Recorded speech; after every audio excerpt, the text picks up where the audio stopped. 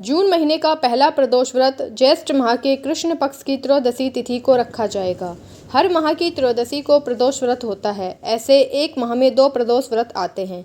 जिस दिन प्रदोष व्रत होता है उस दिन से जुड़कर उसका महत्व बढ़ जाता है।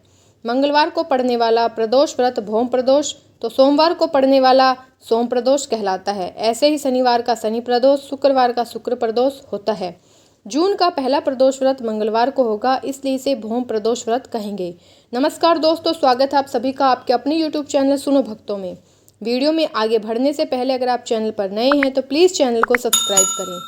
आज की इस वीडियो में हम जानेंगे कि ज्येष्ठ माह कृष्ण पक्ष प्रदोष व्रत कब है, त्रयोदशी तिथि कब से कब तक है, इस व्रत की पूजा विधि क्या रहेगी, पूजा का शुभ मुहूर्त कब से कब तक रहेगा, इस व्रत का क्या महत्व है और वीडियो के अंत में प्रदोष व्रत कथा को सुनेंगे। हिंदू पंचांग के अनुसार ज्येष्ठ माह के कृष्ण पक्ष की त्रयोदशी तिथि 4 जून मंगलवार को प्रातः 12:18 से प्रारंभ हो जाएगी।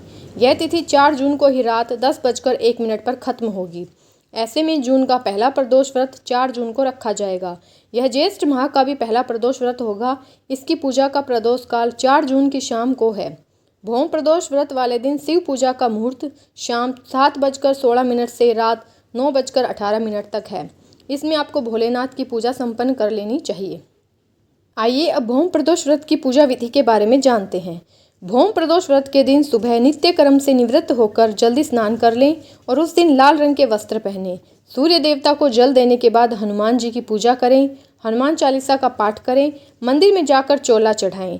शाम को प्रदोष काल में फिर से स्नान करके शिव जी का अभिषेक करें और विधि विधान से पूजा करें। महादेव को दूध, दही, घी, गंगा जल और शहद से बने पंचामृत से स्नान कराएं। प्रदोष व्रत के दिन बेलपत्र, भांग, धतूरा, अक्षत और फल फूल चढ़ाएं। पूजा के बाद शिव चालीसा का पाठ करें और आरती करके सफ़ेद दूध की बर्फी का भोग लगाएं।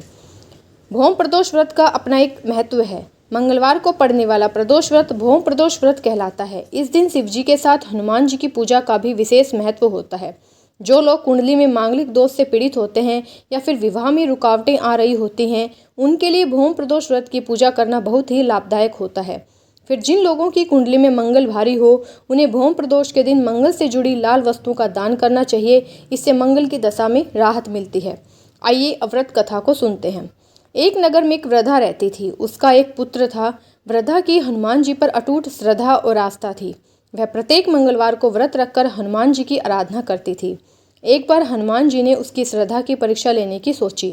हनुमान जी साधु का वेश धारण करके वृद्धा के घर गए और पुकारने लगे, है कोई हनुमान भक्त जो हमारी इच्छा पूरी कर सके।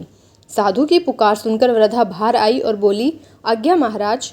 साधु बोले, मैं भूखा हूँ, भोजन करूँगा, तू थोड़ी जमीन लीप दे। वृद्धा दुविधा में पड़ गई। अंततः हाथ जोड़कर बोली, महाराज, लीपने और मिट्टी खोदने के अतिरिक्त आप कोई दूसरी आज्ञा दें, मैं अवश्य पूर्ण करूँगी। साधु ने 3 बार प्रतिज्ञा कराने के बाद कहा, तू अपने बेटे को बुला, मैं उसकी पीठ पर आग जलाकर भोजन बनाऊंगा। यह सुनकर वृद्धा घबरा गई, परंतु वह प्रतिज्ञाबद्ध थी। उसने अपने पुत्र को बुलाकर साधु के सुपुर्द कर दिया। वेशधारी साधु हनुमान जी ने वृद्धा के हाथों से ही उसके पुत्र को पेट के बल लिटवाया और उसकी पीठ पर आग जलवाई। आग जलाकर दुखी मन से वृद्धा अपने घर में चली गई।